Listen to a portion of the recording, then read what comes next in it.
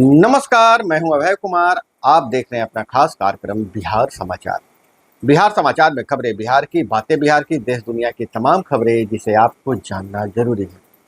बिहार समाचार में हम खबर लेते हैं सत्ता के गलियारों से, पंचायत के गलियों से और गांव के चौपालों से, जिससे आप रहते हैं अपडेट।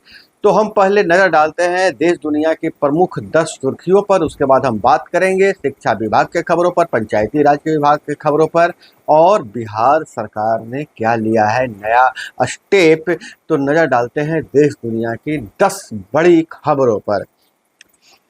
21वीं सदी में नया चक्रव्यूह बना है, राहुल गांधी का बयान है, उसका चिन्ह पीएम के छाती पर है। संसद के मानसून सत्र का सोमवार को छठा दिन है। राहुल गांधी दोपहर 2 बजे लोकसभा पहुंचे। उन्होंने करीब 40 मिनट तक भाषण दिया। राहुल ने भाषण की शुरुआत चक्रव्यूह की कहानी के साथ की।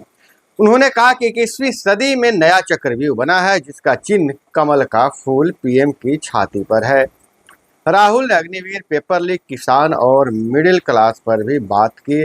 राहुल ने कहा मोदी सरकार ने मिडिल क्लास के पीठ में छुरा घोंपा है। इस दौरान राहुल गांधी ने चक्रव्यूह के 6 किरदारों में गौतम अडानी और अंबानी का भी नाम लिया था, जिस पर आपत्ति जताई गई कि जो सदन का सदस्य नहीं है उसका नाम नहीं लेना चाहिए। और जो खबर निकलकर सामने आ रही है, राहुल के बयान के संसद के कार्रवाई से 4 शब्दों को हटाया गया है।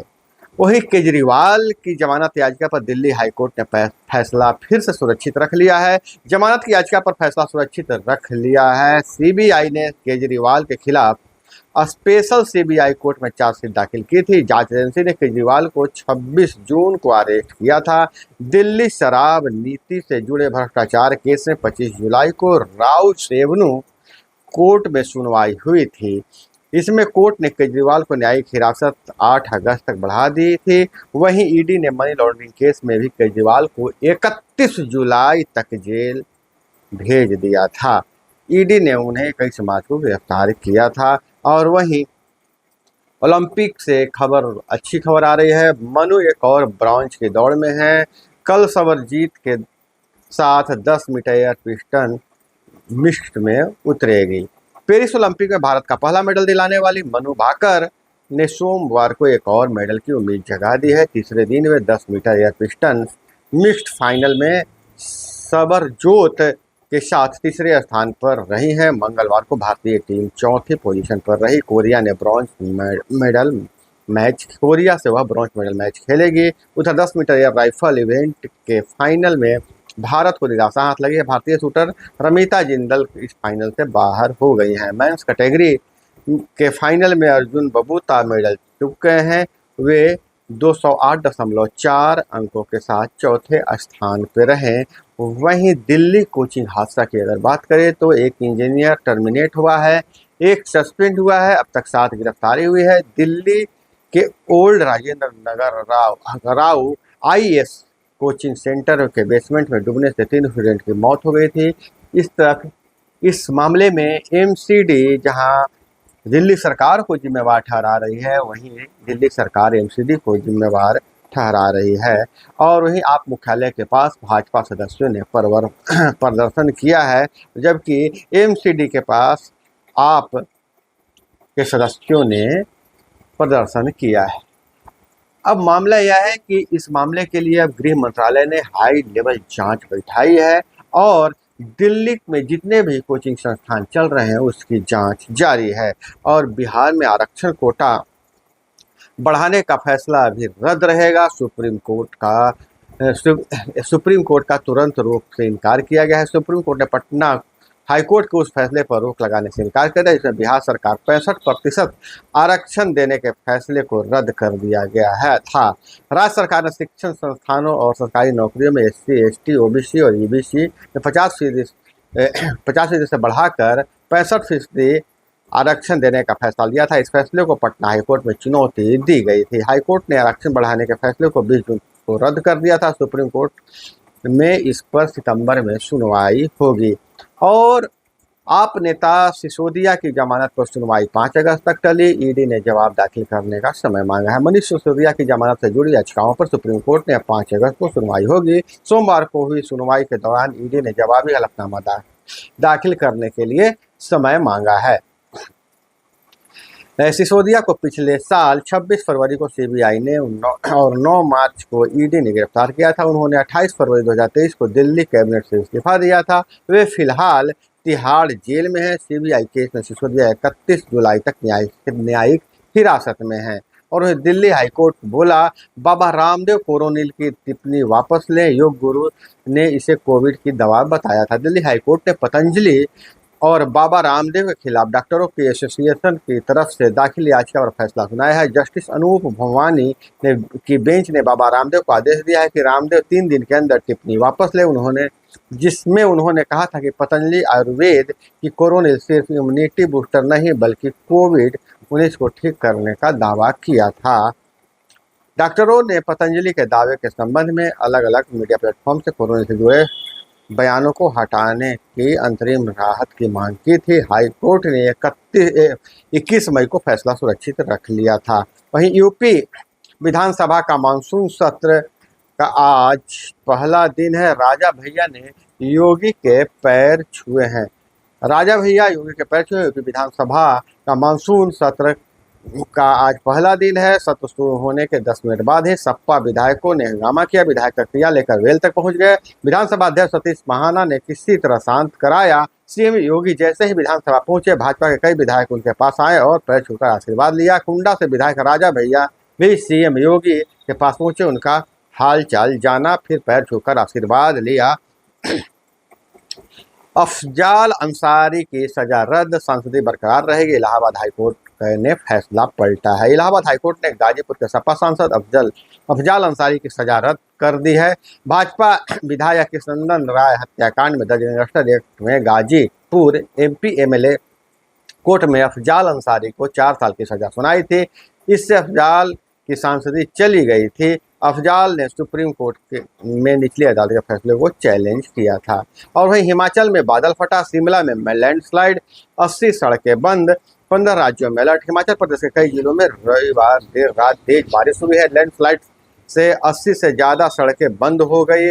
वहीं किन्नौर जिले के ग्याम्बू में रविवार को बादल फटा, इस इलाके में तेज बारिश हुई। उधर उत्तर प्रदेश के ललितपुर में बारिश से बाढ़ जैसे हालात हैं। राजघाट बांध के 8 और माता टीला बांध के 20 गेट खोले गए हैं। मौसम विभाग आईएमडी ने सोमवार को 29 जुलाई को 15 राज्यों में भारी बारिश का अलर्ट जारी किया है।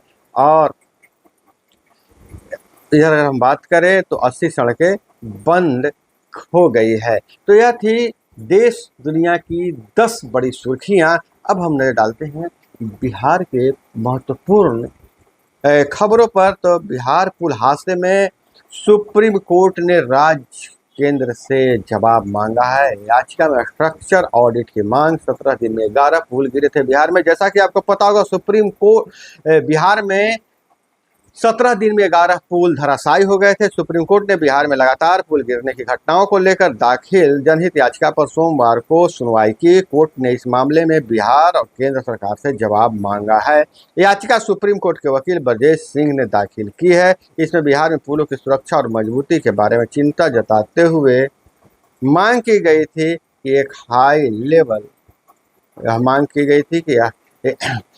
हाई लेवल कमेटी बनाया जाए, पैनल बनाकर पुलों का स्ट्रक्चर का ऑडिट कराया जाए। याचिकाकर्ता ने कहा कि बिहार बाढ़ प्रभावित राज्य है। यहाँ 68,800 वर्ग किलोमीटर यानी 73.6% जमीन बाढ़ के चपेट में आता है। बिहार में पुल गिरने से ऐसी नियमित घटनाओं से लोगों के जीवन खतरे में है। वहीं झारखंड में बहुत बड़ी खबर आ रही है। अभी खबर आ रही है, झारखंड में डिरेल हुई मालगाड़ी हावड़ा मुंबई मेल से टकराई। ट्रेन के भी 18 डिब्बे पटरी से उतरे, 2 की मौत, 20 घायल हुए हैं। झारखंड के जमशेदपुर में मंगलवार सुबह 3:43 पर मुंबई हावड़ा मेल की 5 बोगियां पटरी से उतर गई है। डिरेल हुए डिब्बे डिब्बे बगल वाले ट्रैक पर खड़ी मालगाड़ी से टकरा गए। ट्रेन के 18 डब्बे पटरी से उतर गए। इस हादसे में 2 लोगों की मौत हो गई है, जबकि 20 से ज्यादा लोग घायल बताए जा रहे हैं। हादसा जो है राज खरवा और बड़ा बाम्बो के बीच हुआ है। घायलों को चकद्दरपुर स्थित रेलवे अस्पताल लाया जा रहा है। मौके पर रेलवे के अधिकारी मौजूद है। चकद्दरपुर रेल मंडल के सीनियर DCM आदित्य कुमार चौधरी ने बताया है कि रिलीफ ट्रेन और जिला प्रशासन की ओर से तमाम एम्बुलेंस घटना स्थल की ओर रवाना हो गई है। जैसा कि पता है कि इस बार बिहार से क्या कहिए, पूरे देश में रेल हादसों का अंबार लगा हुआ है। कई रेल हादसे हुए हैं। और हम बात करेंगे जल संसाधन विभाग में फर्जी नौकरी को लेकर और BPSC परीक्षा के बाद कैसे परेशान किया जा रहा है। लेकिन हम कुछ बड़ी खबरों पर नजर डालते हैं जिस पर नजर रहेगा। PM मोदी दिल्ली के विज्ञान भवन में विकसित भारत की ओर यात्रा के उद्घाटन सत्र को संबोधित करेंगे। इसमें इंडस्ट्री, सरकार के थिंक टैंक से जुड़े हजार से ज़्यादा लोग शामिल होंगे। वहीं भारत और श्रीलंका के बीच T20 सीरीज का तीसरा और आखिरी मुकाबला खेला जाएगा। भारत सीरीज में 2-0 से आगे हैं। और वहीं बिहार में जहां पेपर लीक के मामले आते रहते हैं, जल संसाधन विभाग में फर्जी वेबसाइट 1185 पदों पर वैकेंसी निकाली गई थी और 40 शहरों में होनी थी परीक्षा। पटना में सर्वर डाउन होने पर खुला खेल।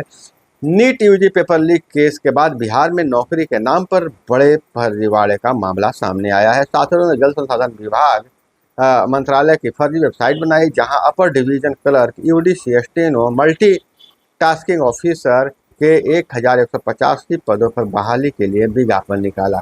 28 जुलाई को परीक्षा आयोजित की गई। अभ्यर्थी पटना स्थित बनाए गए एग्जाम सेंटर पर परीक्षा देने पहुंचे तो फर्जीवाड़े का खुलासा हुआ है। इसके बाद अभ्यर्थियों ने सड़क पर उतरकर विरोध प्रदर्शन किया। मौके पर पहुंची पुलिस ने किसी तरह अभ्यर्थियों को शांत कराया। हालांकि अभी तक कोई भी छात्र शिकायत करने नहीं पहुंचा है। पुलिस का कहना है कि शिकायत मिलने पर आगे की कार्रवाई की जाएगी। मजे की बात यह है कि इस वेबसाइट द्वारा जो परीक्षा आयोजित की गई थी उसमें बजाबता एडमिट कार्ड भी जारी किया गया था। दिल्ली के बाद अब निशाने पर पटना के कोचिंग सेंटर। जिलाधिकारी ने जांच का दिया है आदेश। अब सारे कोचिंग सेंटर की जांच होगी। दिल्ली के कोचिंग सेंटर में 3 छात्रों की मौत के बाद अब पटना में भी जिला प्रशासन अलर्ट हो गया है। जिलाधिकारी ने पटना के सभी कोचिंग सेंटरों की जांच के आदेश दिए हैं। जैसा कि आपको पता है कि दिल्ली में एक कोचिंग सेंटर के बेसमेंट में पानी भरने से सिविल सेवा की तैयारी कर रहे 3 विद्यार्थियों की मौत हो गई। इस घटना के बाद अब पटना जिला प्रशासन ने ऐसे सभी संस्थानों की जांच करने और नियमों का उल्लंघन कर संचालित कर रहे संस्थानों के खिलाफ कार्रवाई करने का निर्देश दिया है। पटना जिला प्रशासन ने दिल्ली की घटना को ध्यान में रखते हुए सभी अनुमंडलों से संबंधित अधिकारियों को अपने अपने क्षेत्रों के सभी कोचिंग सेंटरों के दस्तावेजों को सत्यापित करने का निर्देश दिया गया है। पटना के जिलाधिकारी चंद्रशेखर सिंह ने सोमवार को बताया कि कोचिंग सेंटरों के जिन दस्तावेजों को सत्यापित करने की आवश्यकता है, उसे संबंधित अधिकारियों के अनिवार्य अनुमति और अन्य आवश्यक अनापत्ति प्रमाण पत्र शामिल है। अब पुराने वेतनमान वाले शिक्षकों का भी होगा अंतर जिला ट्रांसफर। शिक्षा विभाग ने जताई है सहमति। बिहार में अब पुराने वेतनमान वाले शिक्षकों का भी अंतर जिला स्थानांतरण होगा। शिक्षा विभाग ने स्थानांतरण पदस्थापन की नई नीति का ड्राफ्ट पर सहमति जताई है। प्रस्तावित नीति में पुराने वेतनमान वाले शिक्षकों का भी स्थानांतरण और पदस्थापन का प्रावधान है। शिक्षा विभाग के इस कदम से 34,540 कोटि के शिक्षकों तथा जिला संवर्ग के पुराने शिक्षकों को डिस्ट्रिक्ट ट्रांसफर की उम्मीद जगी है। इस कोटि के शिक्षकों को जिला अंतर जिला स्थानांतरण पिछले वर्ष जून में ही संभावित था। इसके लिए संबंधित शिक्षकों को जिला शिक्षा कार्यालय द्वारा आवेदन लिए गए थे, लेकिन नई स्थानांतरण और प्रस्तापन नीति के चक्कर में स्थानांतरण पर रोक लग गई। शिक्षा विभाग से जो जानकारी मिल रही है, शिक्षा विभाग ने कमेटी द्वारा स्थानांतरण और प्रस्तापन संबंधी नई नीति का तैयार ड्राफ्ट पर सैद्धांतिक सहमति दी है। कमेटी के एक सदस्य की माने तो अगले सप्ताह तक शिक्षकों के तबादले और नई नीति पर विभाग के स्तर पर महत्वपूर्ण निर्णय ले लिए जाएंगे। और सक्षमता पास शिक्षकों का वेरिफिकेशन 1 अगस्त से शुरू हो जाएगा। साथ में मोबाइल ले जाना होगा अनिवार्य। और कई दस्तावेजों की जरूरत पड़ेगी। भाषा क्षमता परीक्षा में उत्तीर्ण नियोजित शिक्षकों की काउंसलिंग 1 अगस्त से शुरू हो रही है। विभागीय स्तर पर काउंसलिंग की तैयारी अंतिम चरण में है। पूरी काउंसलिंग प्रक्रिया DRCC के हॉल में आयोजित की जाएगी। वेरिफिकेशन के लिए आने वाले शिक्षक प्रमाण पत्रों के साथ आधार कार्ड, रिटर्न मोबाइल अनिवार्य रूप से लाएं। मोबाइल पर SMS आई शिक्षा कोष मोबाइल ऐप के माध्यम से टाइम स्लॉट की सूचना दी जाएगी। वेरिफिकेशन स्थल में प्रवेश भी इसी के आधार पर मिलेगा। और BPSC शिक्षकों की बहाली में हुआ है बड़ा फर्जीवाड़ा। कैंडिडेट का डाटा लीक हुआ है। BPSC TRE 3 में कैंडिडेट का जो डेटा है लीक हो गया है। अब ठगी का शिकार हो रहे हैं कैंडिडेट। फ्रॉड कॉल पर पास कराने के लिए मांगे जा रहे हैं करीब 5 लाख अभ्यर्थियों से रुपए।